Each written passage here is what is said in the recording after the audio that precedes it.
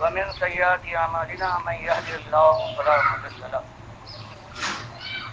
ومن يضلل فلا هادي له وأشهد أن لا إله إلا الله وحده لا شريك له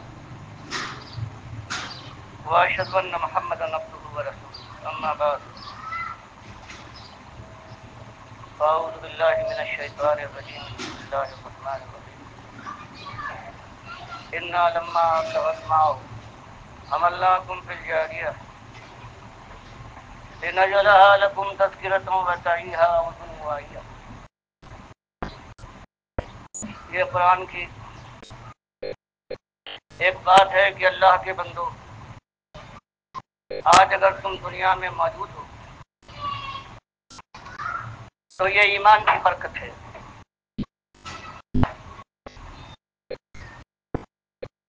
کیونکہ جتنے لوگ ہمارے رسول نوح علیہ السلام کے ساتھ موجود تھے، وہ جب دو حصوں میں بٹ گئے دعوت حق کے بعد، اور نوح علیہ السلام نے 950 سال تک وہی ایک مسئلہ اٹھایا، ایمان کا مسئلہ، جس کے لیے پوری انسانیت کو پروردگار عالم نے آزمائش میں ڈالا ہے. تو مالک فرماتا ہے اس کے بعد ہم نے فیصلہ فرما دیا اور سارے بے ایمانوں کو، سارے کافروں اور مشرکوں کو ہم نے آسمان کے پانی اور زمین کے ابلنے والے سوتوں سے سب کو ہم نے ڈبو مارا ہے.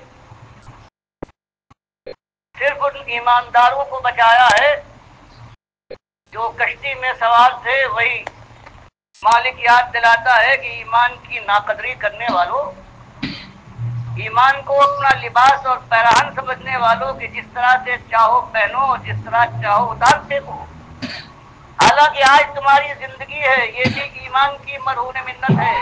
انا لما طغت ماء حملناکم فی الجاریہ.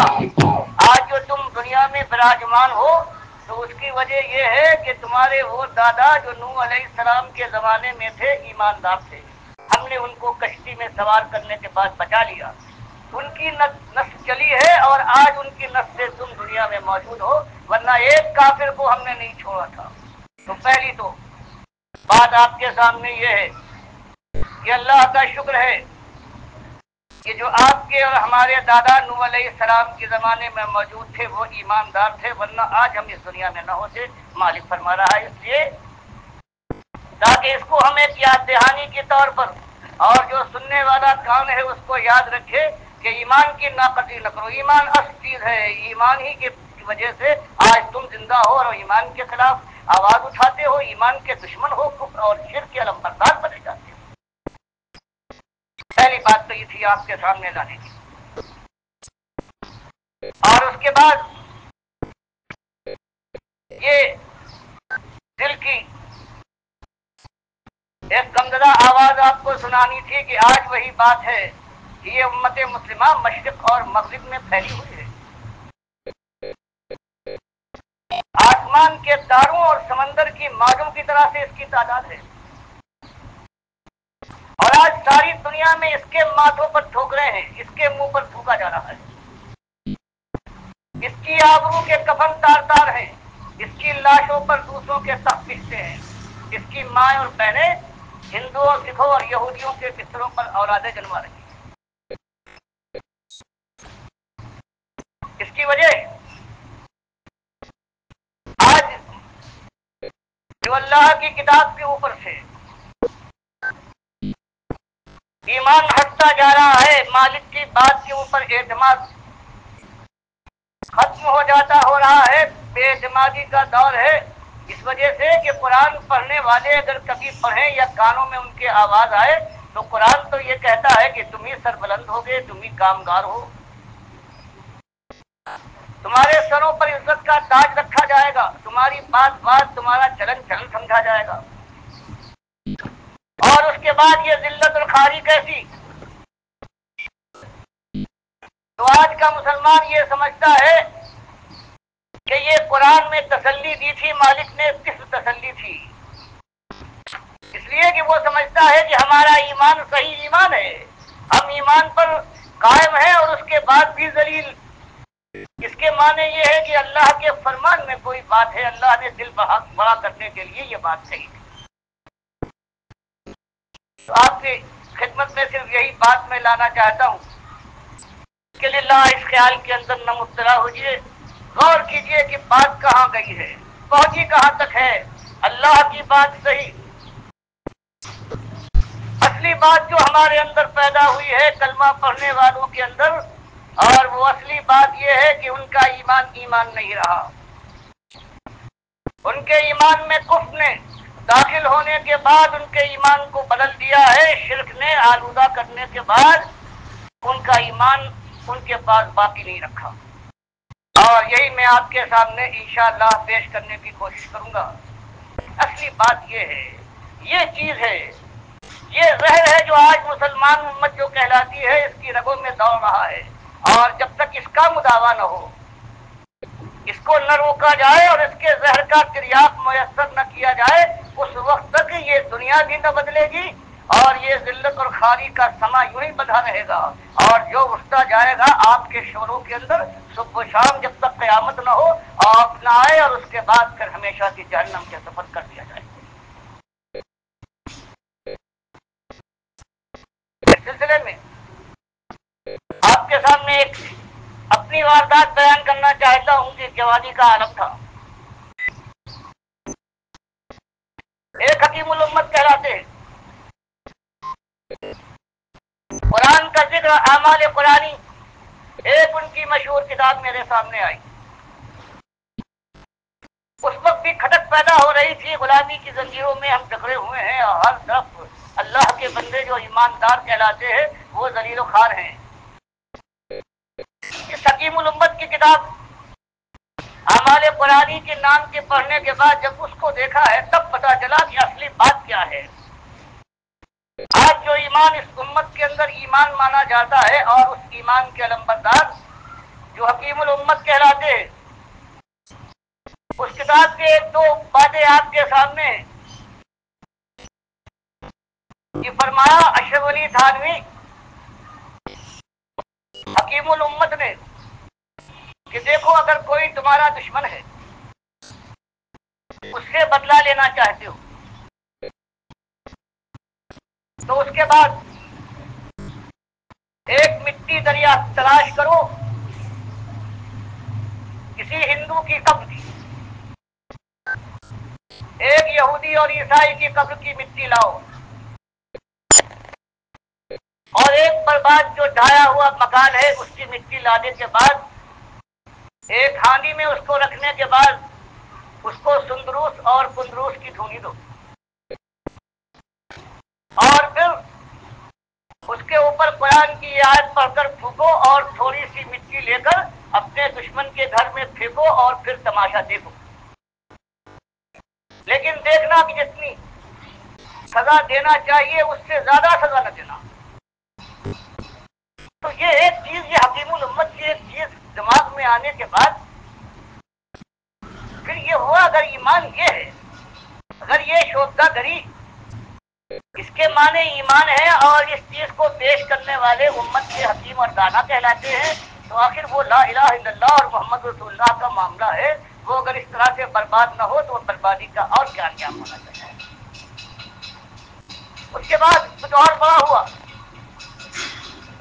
تفسیر پڑھنا شروع کی، پہلے سورہ فاتحہ اٹھا کر دیکھیے کہ ایاک نعبد و ایاک نستعین، کہ مالک ہم تیرے بندے ہیں، صرف تیرے بندے، تیری بندگی کرتے ہیں اور تجھ ہی سے مدد مانگتے ہیں۔ اس کے اوپر حاشیہ دیکھا، اور حاشیے میں حقیقت یہی ہے کہ اللہ ہی سے مدد مانگنا چاہیے، لیکن اگر کسی اللہ کے مقبول بندے کو رحمت الہی کا واسطہ مان کر غیر مستقل سمجھ کر اگر اس سے بھی استعانت ظاہری کی جائے یعنی اس کو بھی پکار لیا جائے کہ یا رسول مدد اور یا علی مشکل کشا تمہاری دعائی ہے، تو اس کے بعد یہ بھی جائز ہے، اور یہ بھی استعانت الہی سے تعلق ہے، در حقیقت اس کے معنی یہی ہے۔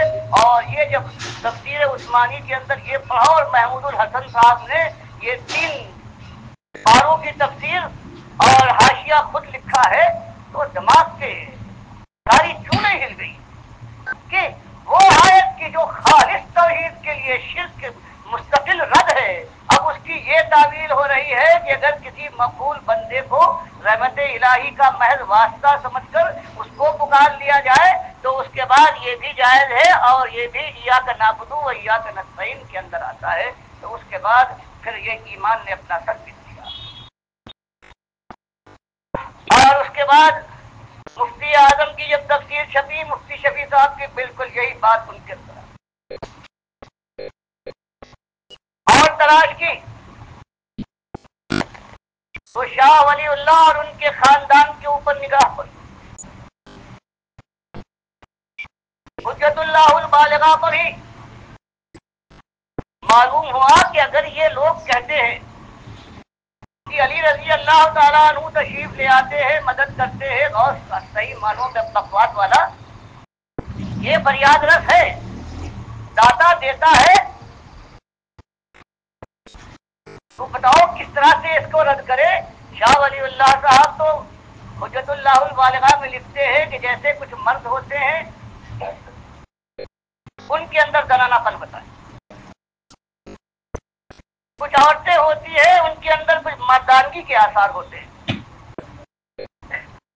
اسی طرح سے کچھ ایسے فرشتہ صفت اللہ کے بندے ہوتے ہیں کہ جب وہ وفات پاتے ہیں تو ملائکہ کے ساتھ وہ داخل ہو جاتے ہیں، ان کے اوپر بھی اللہ الہام کرتا ہے، جیسے ملائکہ اللہ کے حکم سے دنیا کے کاروبار میں اللہ کا حکم چلاتے ہیں، فرمایا یہ بھی ان کے ساتھ مل جاتے ہیں۔ تو اب یہ دیکھنا ہے کہ آخر یہ کیا دین ہے کہ جس طرف جہاں کہیں ہاتھ رکھو۔ اب الفاظ العارفین جب ان کے خاندان کی جب خدائی کی داستان سنائی، الفاظ العارفین شاہ ولی اللہ لکھنے کے بعد لکھتے ہیں کہ میرے دادا ابو رضا محمد مسجد میں بیٹھے ہوئے تھے کہ ایک شخص آیا اور اس نے کہا کہ اولیاء اللہ تو ہوا کرتے تھے۔ فرمایا کہ میرے دادا نے یہ بات سنی ہے اور غصے کے ساتھ کہا کہ کیا مراد ہے تیری کہ اولیاء اللہ ہوا کرتے تھے؟ اس نے کہا حضور اور کیا کہوں، اب کہاں؟ لکھتے ہیں کہ میرے تایا نے پوچھا کہ کوئی نام تو لے۔ اس نے کہا بایزید بستانی رضی اللہ تعالیٰ عنہ ہے۔ جیسے میرے تایا نے پوچھا کہ آخر وہ کیا کرتے تھے، بتاؤ ان کی کرامت۔ اس نے کہا حضرت ان کا عالم یہ تھا کہ کسی کے اوپر نگاہ ڈالتے تو اس کے بعد وہ طرف کر مت جاتے۔ کہتے پوچھا کہ اور؟ اس نے کہا اور کیا حضرت، یہ کچھ کم ہے؟ تو شاہ ولی اللہ صاحب لکھتے ہیں کہ میرے تایا نے کہا کہ میرا حال یہ ہے کہ میرے دل کو اللہ کے نبی صلی اللہ علیہ وسلم نے اپنے دل کے نیچے رکھ کر وہ تربیت دی ہے کہ اگر میں ایک نگاہ ڈالوں تو انسان تڑپ کر مر جائے، اور اگر میں چاہوں دوسری نگاہ ڈالوں تو وہ پھر جی کر کھڑا ہو جائے۔ اور پھر یہ صرف کہا نہیں بلکہ رحمت اللہ موجی درخت کے نیچے مسجد میں کھڑا ہوا تھا، آپ نے اس کے اوپر ایک نگاہ ڈالی اور وہ طرف پر زمین پر گری۔ جو شخص کہہ رہا تھا کہ اب ولی اللہ نہیں ہوتے، اس سے کہا دیکھ یہ شخص مر گیا یا زندہ ہے؟ اس نے دیکھنے کے بعد کہا حضور وہ مر گیا۔ تو تایا صاحب نے فرمایا کہ اگر تو کہے تو زندہ کر دوں۔ کہتے ہیں کہ ہاں اس شخص نے کہا حضور اس سے بڑی بات کیا ہو سکتی ہے؟ تو تایا نے نگاہ ڈالی دوسری اور وہ اٹھ کر کھڑا ہو گیا. تو معلوم ہوا ایک بات صرف ایک نمونے کے طور پر آپ، ورنہ ہزاروں ایسی باتیں سر کھڑی. تب یہ معاملہ سمجھ میں آیا کہ اصلی بات وہی ہے. یہ امت چاہے ریگزار کے ذرات کی طرح سے پھینک جائے، لیکن ایمان سے صحیح دامہ ہونے کے بعد پھر جو کیفیت ہے یہ تو اللہ کی رحمت ہے. بنو اسرائیل کے ساتھ تو اللہ نے 2 مرتبہ اس سے کئی زیادہ کیا ہے. سورہ بنو اسرائیل میں جو آیا ہے کس طرح سے ان کو برباد کیا ہے. یہ تو ایک امت کی بربادی تو ہے. تو میرے بھائیوں یہ بات ہے، پھر وہ بات سمجھ میں آئی کہ اصلی بات کیا ہے. اور جب یہ بات سمجھ میں آئی ہے تو اس کے بعد ذہن صاف ہو گیا کہ بات وہی ہے، وہی قرآن و سنت کی بات کہ وہی بات اٹھنا چاہیے. ایمان اصل ہے جس کے لیے مالک نے فرمایا ہم نے تم کو تماشا گاہ میں سیر گاہ کے اندر نہیں بھیجا ہے کہ روشوں پر گلگش کرو، ہوشوں پر ہاتھ مارو اور پھولوں کی سیج پر پیر پسار کے سو جاؤ اور اس کے بعد یہاں سے اٹھتے جاؤ اور یا تو کچھ نہ ہو اور یا جنت کے دروازے آواز دے کہ ادھر آؤ. فرمایا یہ بات نہیں بلکہ قرآن اور حدیث کے اندر تو یہ ہے کہ اللہ کے بندوں بڑی شدید آزمائش میں تم کو اللہ نے دنیا دے کر، دنیا کا سامان دے کر، خیر و شر کا راستہ کھول کر تم کو بڑی شدید آزمائش میں ڈالا ہے. اور وہ آزمائش یہ ہے کہ تم خالص اس کے بندے بن جاؤ، اس کے سامنے سر جھکا دو، اس کے فرما بردار بن جاؤ. وہ ماں لیا اور اس نے کہا کہ دیکھو آسمان میں نے بنایا، زمین میں نے بچھائی، ہوائیں میں جلاتا ہوں، ماں کے پیٹ کے 3 اندھیروں میں رزق دینے والا تمہارا میں تھا، اس کی چھاتیوں کو میں نے تیار کیا تھا. اور دیکھنا سب کچھ ہو جائے، بڑی سی بڑی خطا کر لینا، لیکن فلا تجعلوا للہ اندادا وانتم تعلمون. دیکھنا زنہار کہیں یہ نہ ہو جائے کہ میرے ساتھ میرے بندوں کو، میرے محتاجوں کو، میرے ساتھ میری ذات میں، میری صفات میں، میرے حقوق میں، میرے اختیارات میں کہیں تم ذاتی اور شریف بنا دو. بس ایک بات ہے ناقابل معافی ہے بغیر توبہ کے. تو جو ایمان کی حیثیت تھی وہ آہستہ آہستہ اس چھٹتی گئی، ذہن سے وہ دور ہوتی گئی اور پھر اس کی جگہ ایسا اطمینان دلایا گیا جب یہ نظریہ بار پا گیا کہ ہر چیز اللہ کی ذات کا ایک حصہ ہے. وحدت الوجود لا موجود اللہ الا اللہ، سب کچھ تو اللہ ہے. تو بتاؤ اب ایک جوان اپنے جوش جوانی کے اندر بدنگاہی کرتا ہے، بے راہ روی کرتا ہے، ایک مال کا متوالا کسی مال کو ہڑپ کرتا ہے، سود کا کاروبار کرتا ہے، خائن ہے، چوری کرتا ہے، اس کو ڈر کیا ہے؟ اگر وہ اللہ کی ذات کا ٹکڑا ہے تو اللہ اپنی ذات کو جہنم کی آگ میں تو نہیں چھوکے گا. تو یہ نظریہ لانے کے بعد ہر ایک ایک ذرے کو اللہ کی ذات کہی ہے. ان صوفیوں نے، ان وحدت الوجودیوں نے ایک ایک چیز کو انہوں نے اللہ کی ذات کا ٹکڑا. اب بتاؤ ساری توحید کا معاملہ ختم. اب شاید اللہ کی ذات کے حصے ہیں، جب چاہیں خدائی کے سنگھاسن پر الوہیت کرنے کے لیے بیٹھے اور جب چاہے بندگی کا شوق چل رہا ہے تو نمازیں اور روزے اور بندگی کرنے لگے.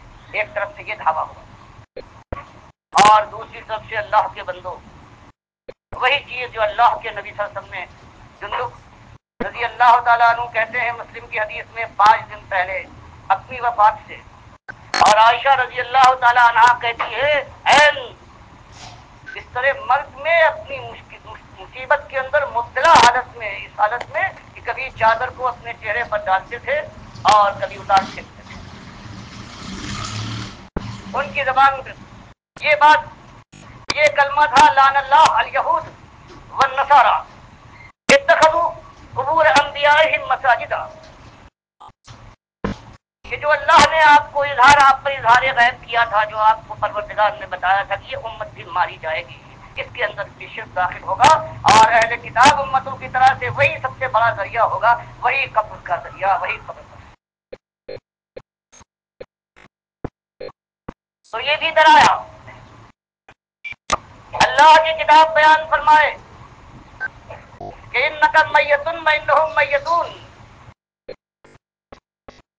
کل نفس ذائقۃ الموت، سب کو موت کا مزہ چکھنا ہے. اے نبی صلی اللہ علیہ علیہ وسلم آپ کا بھی وہ دن آ جائے گا۔ اور پھر فرمایا پروردگار عالم نے اس کے بعد موت کے بعد پھر دنیا سے تعلق منقطع ہو جائے گا۔ وَمِن وَرَائِهِمْ بَرْزَخٌ إِلَىٰ يَوْمِ يُبْعَثُونَ، جب تک قیامت نہ آ جائے پھر اس جسد انسری کو بنانے کے بعد اس میں روح پلٹا دی جائے اور یہ پھر جی اٹھے، اس سے پہلے کوئی تعلق اس انسان کے ساتھ دنیا کا باقی نہ رہے گا۔ فرما دیا ثم انکم بعد ذلک لمیتون ثم انکم یوم القیامۃ تبعثون۔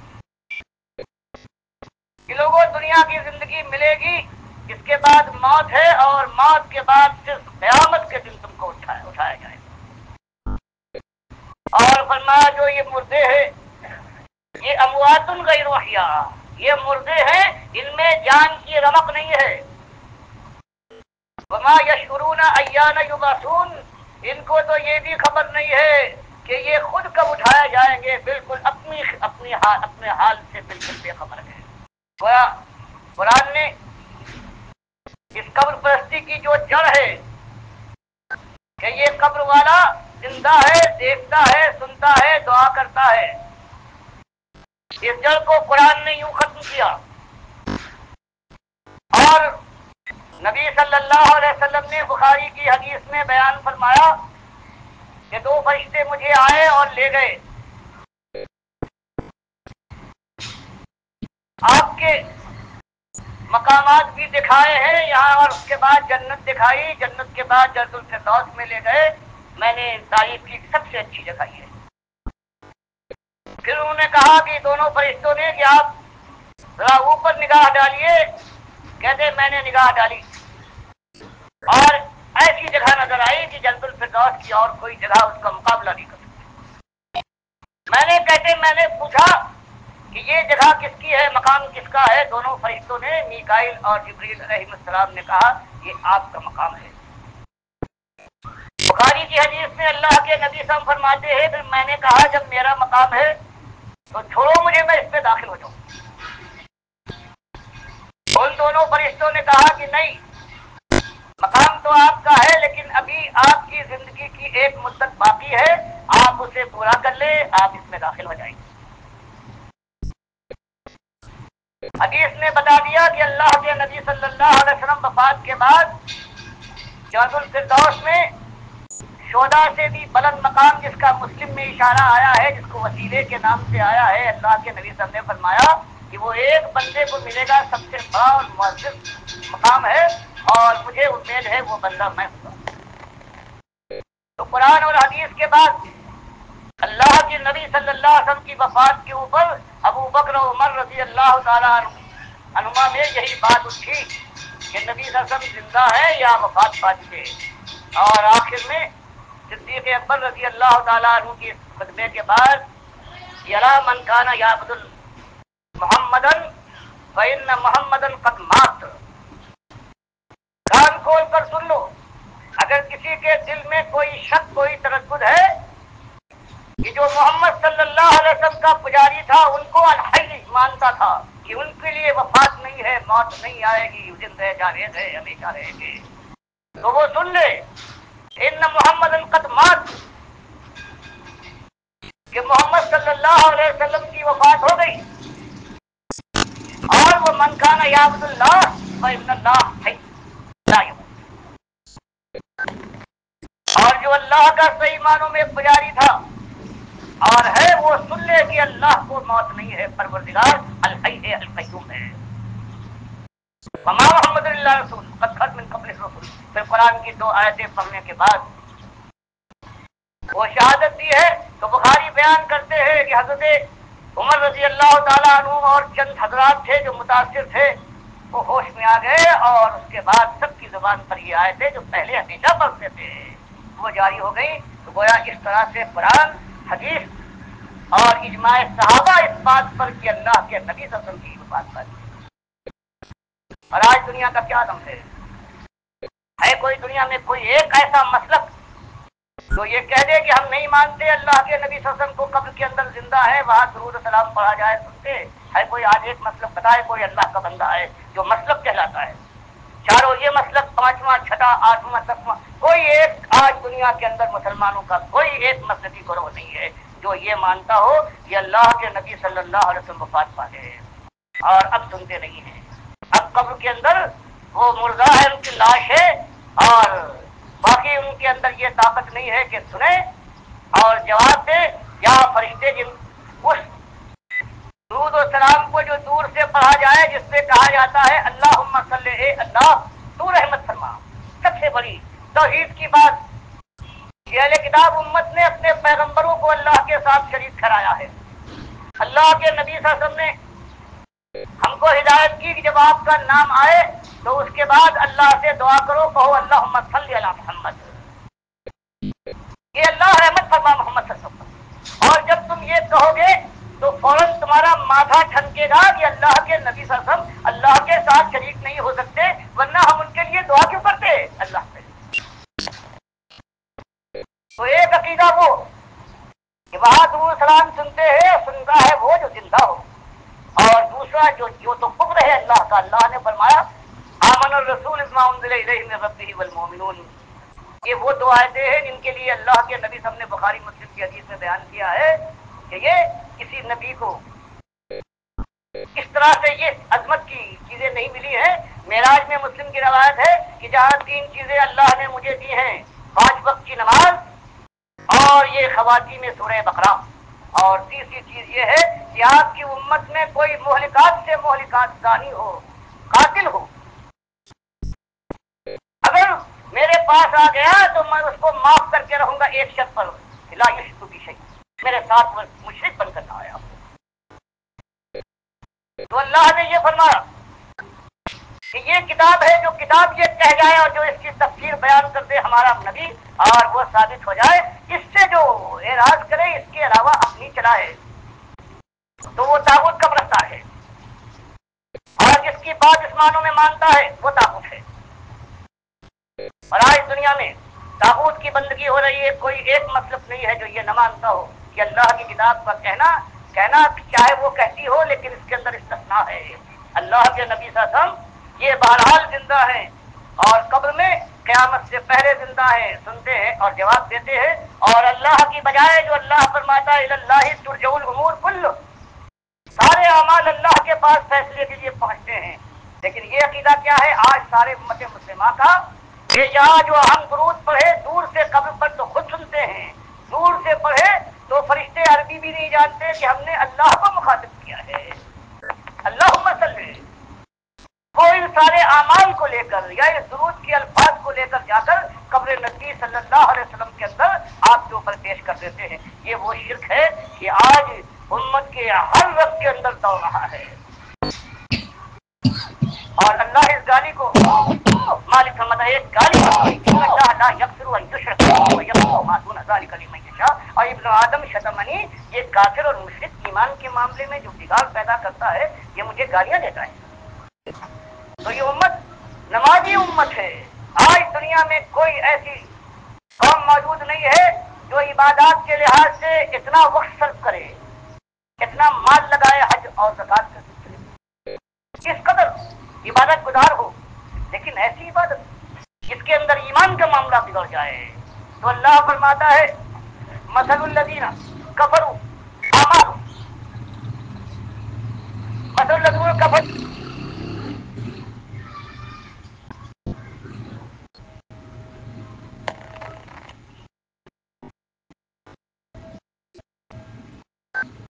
तो वो भी सुन लेगा।